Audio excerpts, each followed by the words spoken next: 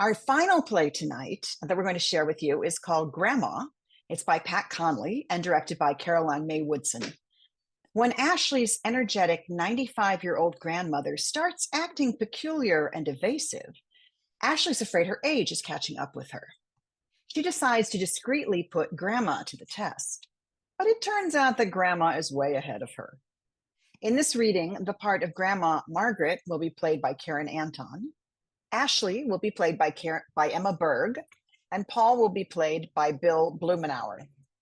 Stage directions will be read by Nicole Burton. Gramma, a short play by Patrica Connelly. Cast of characters. Margaret, a 95-year-old woman, she appears energetic and vigorous despite her years, an opera lover. Ashley, a young woman in her early 30s, Margaret's granddaughter. She checks on her grandmother regularly and brings her groceries. Paul, a man in his 60s, a physician, Ashley's father-in-law. Scene 1, Margaret's apartment. Music from the opera Don Carlos is playing. Margaret stands in front of a mirror, fixing her hair, makeup, dress, jewelry. Sound of a knock or buzzer is heard. Margaret heads to the door, takes a breath, smooths out her dress, and then looks through the peephole. Darn it.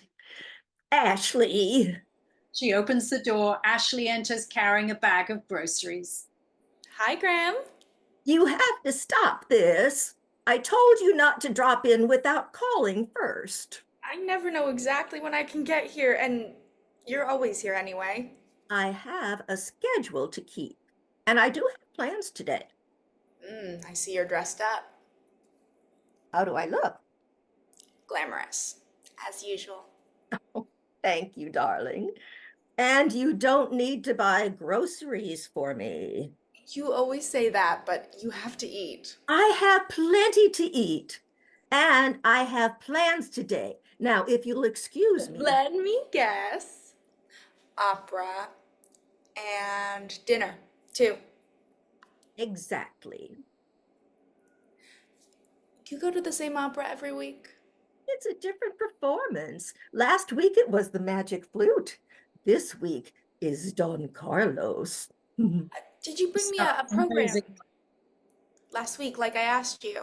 Oh, darn, I forgot. Well, it's not a big fancy program. It's an amateur seniors group. Whatever they have, I'd like to see where you're going every week. Well, I'll try to remember. Now, shoo. Let me put these away first. Ashley exits to the kitchen. Only the things that need refrigeration. My ride will be here any minute. Right, your ride. My gentleman caller. Please hurry. You have to be gone by the time he arrives. I don't understand why I can't meet him. You will someday. He's extremely shy. Graham, you didn't eat anything I brought last week. I'm eating out a lot. How are you eating out a lot? You don't drive and you're not walking at night. My friend drives. Your gentleman caller. Yes, as a matter of fact. I think it's time I stayed and met him. I'll tell you when it's time. I have to make sure he's good enough for my dear sweet grandma. Ashley kisses her. Despite what you think, I am not a little old lady ready for the rocking chair. Well, Don't be fresh, young lady. Graham, please, I'm worried about you. Margaret pushes her toward the door. Nothing to worry about. Thank you for the groceries. Come back again, but call first. Now go. Shoo. Tell me this. Where did you meet your gentleman caller? Margaret opens the door. The same place anyone would meet a gentleman caller. Online? Exactly. Now, if you... No, you didn't. You don't know anything about dating apps. Margaret tries to get her out the door. Your brother helped me. Now, if you would be so kind. Jeremy did not. Well, maybe it wasn't Jeremy. Somebody did. Please, darling, you have to go now. If you have a man taking you out, whining and dining you, I intend to meet him. Not until I say so. Margaret tries to close the door. Ashley holds it open. He could be taking advantage of you and you wouldn't even know it. I wasn't born yesterday. I could be taking advantage of him, too. I'm serious. So am I. Nothing wrong with having a little fun with a young man once in a while. Oh my God, how young? Younger than me, but not as young as you. Ugh, I hope not. The good-looking available men are all going to be younger than me. At least the ones who have a little zippity-doo-dah, if you know what I mean. Grandma. Speaking of which, what about that handsome husband of yours? You need to stop paying so much attention to me and focus on him. I do. Henry's worried about you too. He knows I've got a lot of good years left. Why not think about coming to live with us? We've got all that room downstairs. You don't want me underfoot. Besides, there's no need. But Grandma, I'm perfectly fine right here. is that what your doctor says? Let me make an appointment and I could go with you. And I'm fit as a fiddle. Margaret looks at the clock, then pushes her out the door. We'll talk next time. Call me first. I'll have the program ready for you and I'll make sure we have time to talk. But I think you know that. Bye, darling. I love you. Margaret shuts the door and leans against it. She watches through the peephole to make sure Ashley's gone. Once she's satisfied she is, Margaret breathes a sigh of relief. Oh, hallelujah. Scene 2. A week later. Margaret's apartment. Same as the week before. Margaret in front of a mirror, adjusting, fixing hair, opera music. La Traviata in the background, etc. Sound of a knock or buzzer is heard. Margaret heads to the door, takes a breath, smooths out her dress, and then looks through the peephole. She hesitates, then swings the door open. Ashley is standing in the doorway with Paul, a well-dressed man, maybe in his late 60s. Ashley, and what? It's Henry's dad, Paul. You might remember meeting him at our wedding. Of course I know Paul. We had a lovely conversation, as I recall. Hello, Paul.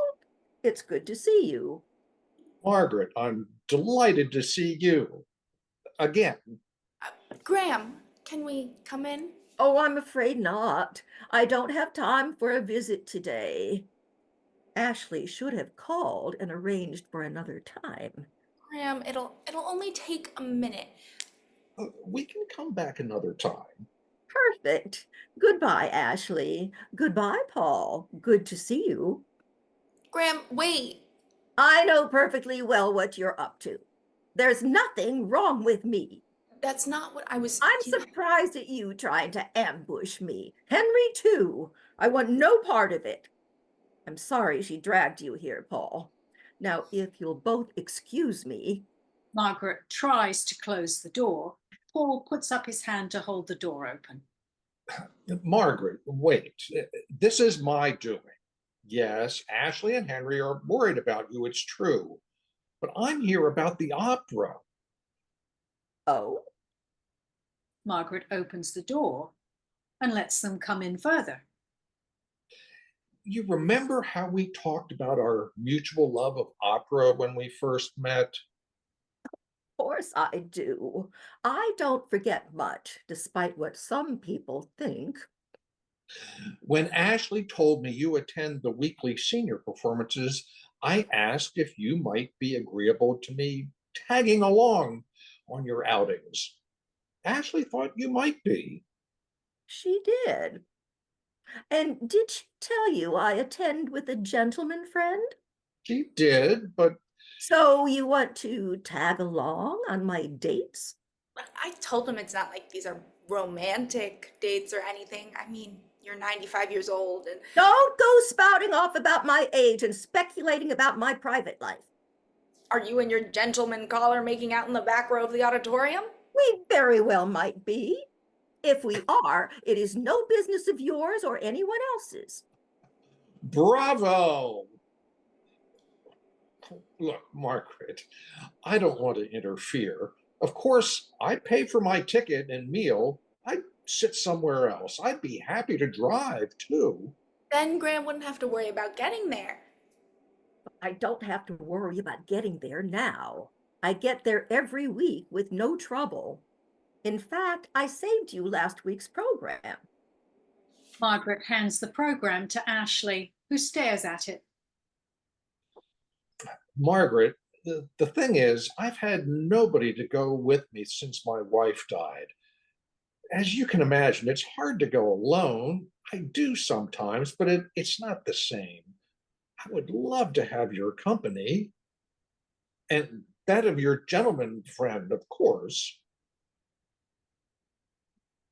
Don't see why you couldn't come with us sometime. I'd be honored to have you. I mean, we'd be honored. Graham, where did you get this? At last week's performance. Oh, uh, so what are you seeing today? I believe it's La Traviata. Yes, my favorite. Mine too. The same soprano as last week will be singing today. Such a performance. She was heavenly, wasn't she? Huh. So you saw last week's too. Oh no, not that one. I heard about it or read something. I wish I'd seen it. I'm sure you would have loved it. Graham, why not invite Paul to go with you today? Wouldn't you like to see your favorite opera? It sounds like Margaret already has a date.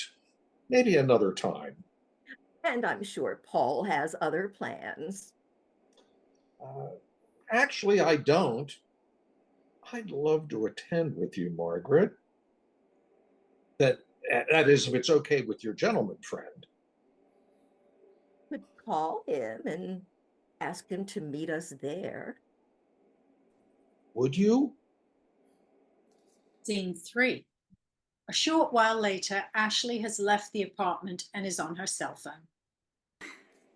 Henry, you are brilliant. Okay, then your father is brilliant. We have to do something special for him to thank him. He was amazing. He can tell us what he thinks, and he gets to go hear his favorite opera.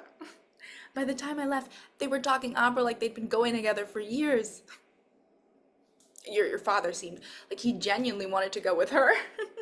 Yeah, her gentleman caller was happy to meet them there. Supposedly she called him. Funny though, she did have a program from last week's show. Yeah, she could have gotten it from someone in the building. End of play.